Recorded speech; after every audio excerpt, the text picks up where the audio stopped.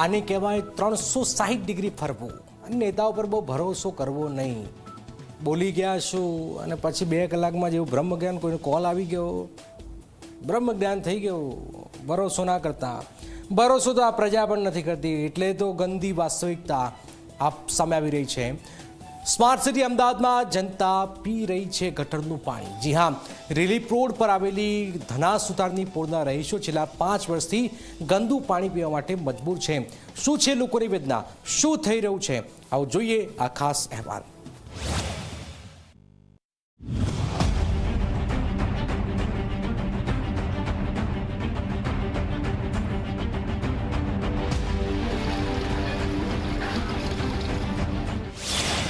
Mega city અમદાવાદની વરવી વાસ્તવિકતા. ભર ઉનાળે પાણી માટે ટળવળતી જનતા. 5 વર્ષથી ગંદા પાણીથી લોકો ત્રસ્ત. અમદાવાદને વર્લ્ડ હેરિટેજ સિટી અને સ્માર્ટ સિટીનો દરજ્જો તો મળી ગયો, પણ શું આ સ્માર્ટ સિટીની જનતાને શુદ્ધ પીવાનું પાણી મળે છે? જવાબ છે ના. કાળઝાળ ગરમીના પારા વચ્ચે અમદાવાદના રિલીફ રોડ પર આવેલી ઐતિહાસિક ધના સુથારની પોળમાં પાણીની ગંભીર પારાયણ સર્જાઈ છે. પોળના રહીશો ભર ઉનાળે પાણી માટે ટળવળી રહ્યા છે. લોકોનો આક્ષેપ છે કે સવારે માત્ર 2 કલાક આવતા પાણીમાં અંદાજે 1 કલાક સુધી તો ગંદુ પાણી આવે છે. અને આ સમસ્યા માત્ર ચોખાવટિયા પોળની જ નહીં, આસપાસની 15 થી 18 જેટલી પોળના લોકોની છે.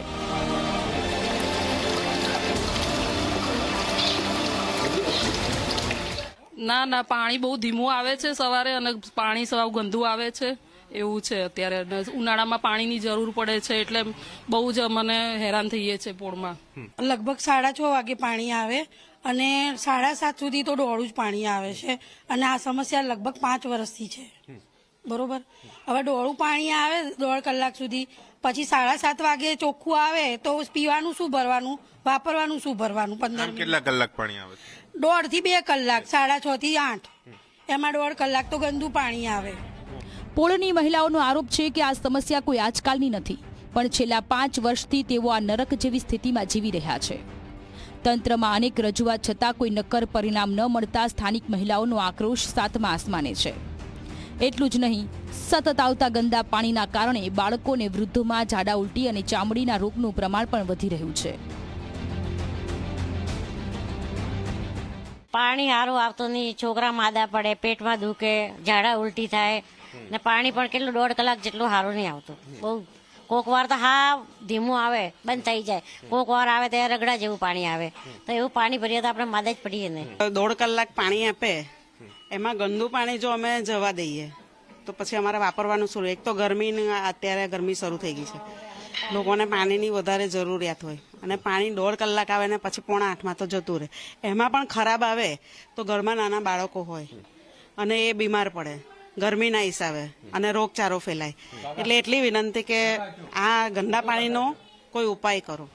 લોકોની રજૂઆત બાદ તંત્ર દ્વારા ગટર સાફ કરવાના નામે માત્ર લીપાપોતી કરવામાં આવે છે, પરંતુ નળમાં આવતું ગંદુ પાણી ક્યાંથી આવે છે અને પાઇપલાઇનમાં ક્યાં ભંગાળ છે તે શોધવામાં તંત્ર સદંતર નિષ્ફળ રહ્યું છે. ત્યારે સવાલ એ છે કે શું સ્માર્ટ સિટીની જનતા ગંદુ પાણી પીવા માટે ટેક્સ ભરે છે? ગંદા પાણીથી ફેલાતી બીમારી માટે જવાબદાર કોણ? 5 વર્ષથી સમસ્યા, અનેક રજૂઆત છતાં તંત્ર નિંદ્રામાં કેમ છે? પાણીની લાઇનનું ભંગાણ શોધવામાં તંત્ર આટલું આળસુ કેમ છે? શું નેતાઓ માત્ર ચૂંટણી વખતે જ પોળમાં દેખાશે? હવે સ્થાનિકોની માંગ છે કે હવે ગટર સફાઈના તાઇફા બંધ કરી પાણીની લાઇનનું લીકેજ શોધી કાયમી ઉકેલ લાવવામાં આવે. આ સમસ્યા છેલ્લા 5 વર્ષથી ચાલી રહી છે અને કોઈ કોર્પોરેટર ધ્યાન નથી આપતું કે ના કોઈ મ્યુનિસિપાલિટી ધ્યાન આપતું. બરાબર. હવે જેવી અમારી હાલત છે એવી આજુબાજુની પોળોની પણ રહીશોની હાલત છે. બરાબર. એના માટે કોઈ ઘટતું કરતું નથી. કોર્પોરેશનમાં ફરિયાદ કરી છે? હા, રોજ ફરિયાદો કરીએ જ છીએ, પણ કોઈ ધ્યાન લેતું નથી. બેરા કામ છે એ લોકોના. એક તરફ સરકાર નલ સે જળની વાતો કરે છે તો બીજી તરફ અમદાવાદના હૃદય સમાન પોળ વિસ્તારમાં જનતા નલ સે ગટર જેવું પાણી પીવા મજબૂર છે. ત્યારે હવે એ જોવાનું રહે છે કે તંત્ર કુંભકર્ણ નિંદ્રામાંથી ક્યારે જાગે છે. દર્શલ રાવલ, ઝી મીડિયા, અમદાવાદ.